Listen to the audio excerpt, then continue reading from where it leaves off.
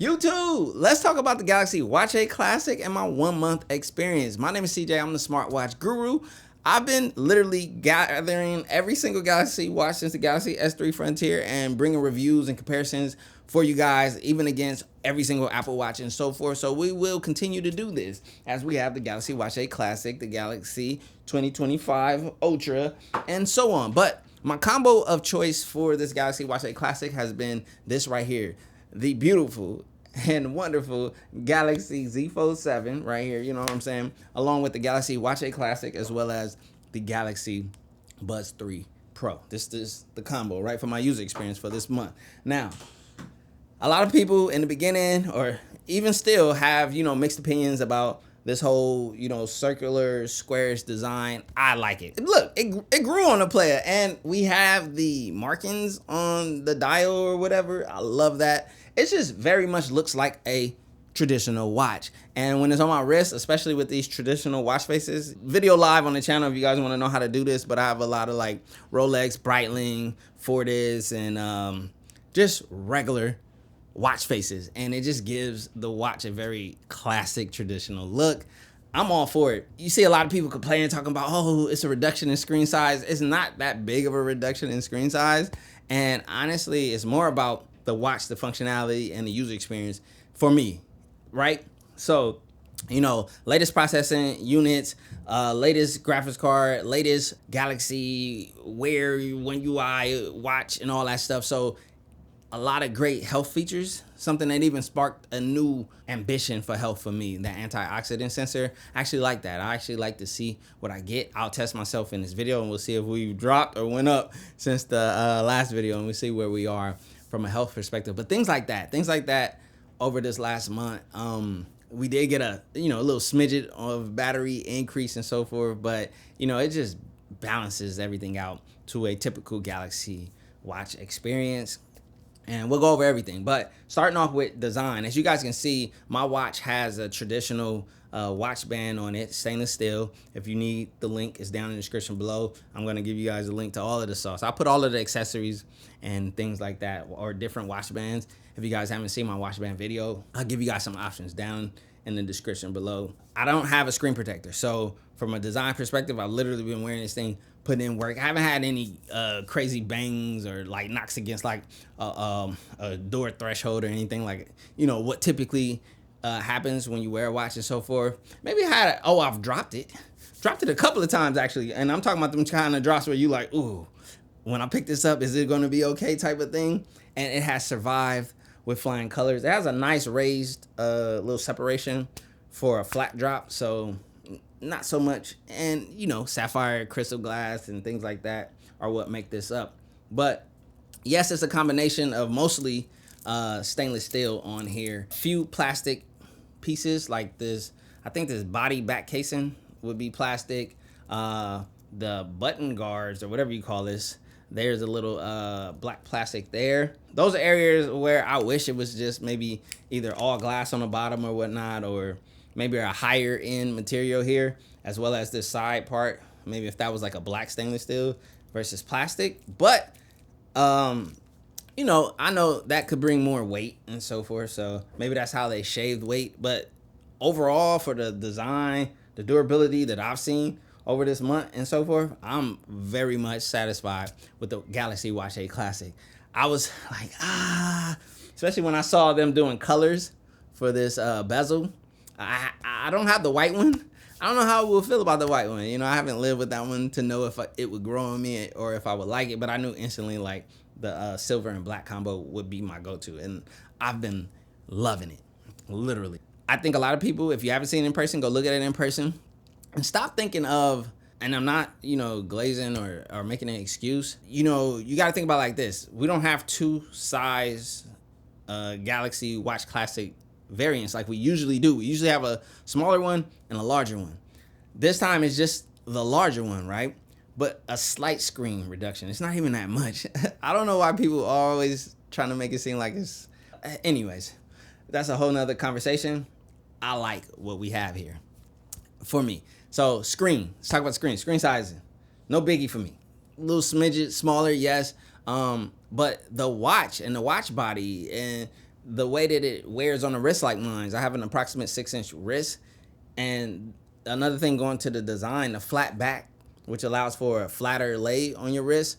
If you guys aren't wearing your watch right, it goes behind the wrist bone, and the overall comfort that this watch brings, as well as you getting better accuracy because of that flat lay and so forth. So these are the design changes that matter to the overall user experience to the smartwatch. I like the screen.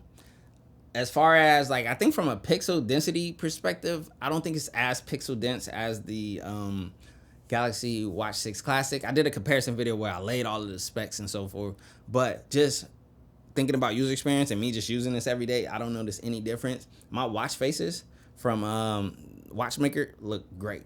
They look super smooth, super clear, and I can see them as I did on my Galaxy Watch 6 Classic. So moving into another topic of discussion, battery life, right? What has battery life been like for me over this 1 month? Now, everyone wants this level of battery inside of here, right? Now, obviously, I think the body would get a little bit bigger in here if we went with this level. And also, it would probably obliterate the selling point of the Ultra. I mean, the Ultra does have this fitness category that it lays into a lot more and so forth, but it's probably a protection for the Galaxy Watch Ultra, keeping this battery where it is. But again, like I said in my previous video, I was getting easily 2 days. I can do a 2-day use without a doubt. I was saying 2.5. That's what I was saying. But typically after those 2 days, I'm definitely charging up. So a 2-day watch battery, I think that's fine in my perspective. Is like I could go through my first day, I could wake up on my second day. If I don't have time to charge, if I don't feel like it, I could just go about my business. And even into the third day, I could go to a certain point, but I'm gonna have to throw that charger on there. But let's just say I gotta go to work or something, or quote unquote, if I had to go to an office and whatnot, I could just go there, have my watch charger there, charge it while I'm working at the office, whatever it does, after a while, get a little top up. But yeah, it's like more like a 2-day battery in my opinion. 2.5. That's what I've gotten. 2.5 days. It's not Galaxy Watch Ultra, it's not this, but like some people have different ways of how they optimize their watch. Battery life is always absolutely subjective to you, the user. How many notifications do you do? How bright do you run your screen? Do you have always on display on? Do you run low power mode? All those different things. So it's like battery is kind of unpredictable, but it's somewhat predictable. It's just gather what everyone has gotten, or honestly, you just need to gather what you get out of it, and that's what matters. Does it satisfy your life and your everyday tech needs? And for me, it does. Moving on to the latest, One UI watch Galaxy Wear OS combo that this watch has. It's been solid for me. I'm so happy that Watchmaker is back, and everything, which I think that was on them, but they're converting to the watch face format. It's a new watch face format for you guys who do not have a Wear OS Galaxy One UI combo style watch. If you guys are on the older watches like the Watch 4 Classic, Watch 3 Classic and so forth or whatever, when you come into the Watch 6 Classic world, you're coming into the Wear OS One UI combo, which is solid because you're getting more app availability now that we have the Play Store. It's not just locked in to Tizen and so forth. So it's a good upgrade for those of you. It's a different experience, but it's a good experience. And I'm just telling you that about the watch faces because those previous watch faces or that format is not what's going to work on the Watch 6 Classic and above, Watch 8 Classic and so on. You know what I mean? Watch Ultra and things like that. It's as snappy as it was on day one. So like when I look at the UI, I'm always trying to see if over time, will it get bogged down or anything like that. We have a huge capacity of space as far as storage, same RAM capacities, because I don't think with smartwatches, I think they pretty much got them like dialed in and optimized and so forth. And even from like my Watch 6 Classic, I wasn't looking, I need more. Like they all perform extremely well. They were snappy. Even to this day, my Watch 6 Classic is snappy, so I can expect the same out of the Watch 8 Classic going for the next couple years plus. So all of the Galaxy watches over the year have always had fairly solid over the time. You know what I mean? Again, like I said, we had a platform switch. That's why I wanted to speak to platform, just for those of you who may be on the older watches. And I'm also going to talk in this video, is this watch worth the upgrade for those of you who have those older watches? I'm trying to think of any other topic that I may have missed. Now, in the area of fitness, right? I'm not a super fitness bug. I do not sleep with this type of watch on my wrist. I can't. I know a lot of people do. And that's something that goes into the battery topic, because if you're sleeping with your watch on you, you're stripping away a lot of that battery from those 8 hours or whatever, how many hours you're sleeping, and it's being used to track your sleeping, patterns and so forth. But the sleep tracking is really good on Galaxy watches. I like it. I like that information. I think it's just good to know. And then you can kind of optimize your sleep and be like, okay, I know if I go to sleep and I get this amount of hours and so forth. And it's just interesting info. What I really like in this new watch for fitness is the antioxidant index, which we got to do a test right now. Hold on. So let's see if we still, in our healthy state right now. So my last ranking on here is 86 at adequate, right? So we're gonna tap here and you're gonna hit measure. And then it's popping up on my phone. So it's telling me what to do on the phone. I'm gonna hit okay. Oh, I got the anti-reflective screen protector on the Z Fold 7 for those of you who know, if y'all was watching the review videos. But it's measuring right now. All right, we just got our measurement. We at 77. We dropped. I'm not gonna lie. I haven't been eating the best. Haven't been on point. Less smoothies than I usually do. Oh yeah, we gotta get that back up.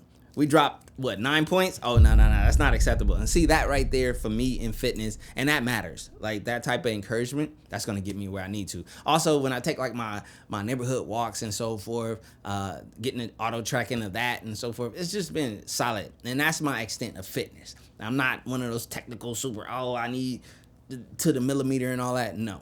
But for that use case, like what I just showed you and that encouragement, that means a lot. Because literally today I'm about to turn up the smoothie intake and the fruits and vegetables, and we're going to get our antioxidant back up. Gotta get my diet in order. Player, dang. All right.